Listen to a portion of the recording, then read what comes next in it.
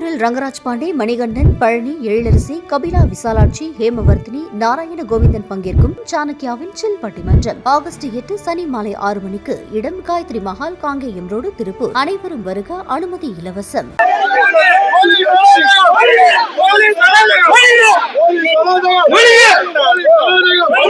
நேற்றைய தினத்தில் தஞ்சையில் ஒரு பெருதிரள் ஆர்ப்பாட்டம் எதிர்க்கட்சியின் சார்பில் நடைபெற்றது. நீங்க எல்லாம் தெரியும். விவசாயிகளுடைய கோரிக்கை ஏற்று விவசாயிகளுடைய அந்த குறையை தீர்த்திட வேண்டும்.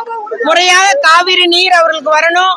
ஏற்கனவே குறுவை போச்சு, சம்பா நடவாத அவங்களுக்கு நல்ல முறையில விளைச்சல் கிடைக்கணும்ன்ற ஒரு பெரிய அவங்களுடைய விவசாயிகளுடைய ஆதங்கம், அவருடைய கோரிக்கையை ஏற்று திமுக ஆர்ப்பாட்டம் நடத்தினது. இன்னைக்கு அவர் நம்முடைய எதிர்கட்சி தலைவர் மேல பொய் வழக்கு போட்டிருக்கிறாங்க. கைது செய்து தஞ்சாவூர் கூட்டு போறேன்றாங்க. கோர்ட்ல 12 மணி வரைக்கும் கைது செய்யக்கூடாதுன்னு உத்தரவு இருந்து கைது செய்யறாங்க. இந்த மாதிரி ஒரு அடக்குமுறை காவல்துறையை இந்த தாவேக அரசு ஏவி விட்டுருக்குன்னு தான் சொல்லணும். காவல்துறையுடைய அடக்குமுறை ரொம்ப அதிகமா இருக்குது. எதிர்கட்சியினுடைய குரல் வலை நெருக்கப்படுகிறது. எதுவுமே சொல்லக்கூடாது, எதுவுமே பேசக்கூடாதுன்ற மாதிரி எல்லாத்துக்கும் எடுத்ததுக்கும் கைது பண்றாங்க. நிச்சயமா இந்த போக்கு மாற வேண்டும். எப்படி எப்போது இவர் வாயில வந்துரும் சொல்றாரு. இவர் என்ன பேசுறாரு எங்களுக்கு தெரியாது. அதனால இவர் பேசுறது இவங்களா ஒரு பொருள் கொண்டுட்டு அங்காங்கே அவர் பொய்யா எதிர்கட்சி தலைவர் மேல பொய்யா சொல்லி இன்னைக்கு அரெஸ்ட் பண்றாங்க. அதனால இது வன்மையா கண்டிக்கிறோம். போலீஸ் அராஜகம் ஒழிய வேண்டும்.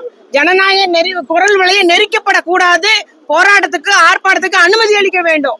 எதுக்கு பயப்படுறாங்கன்னு தெரியல. நாளைக்கு சட்டமன்ற கூட்டத்தொடர். அதனால இன்னைக்கு அரெஸ்ட் பண்ணி வைக்காங்க. என்னையா நியாயம், என்ன ஜனநாயகம்னே தெரியல.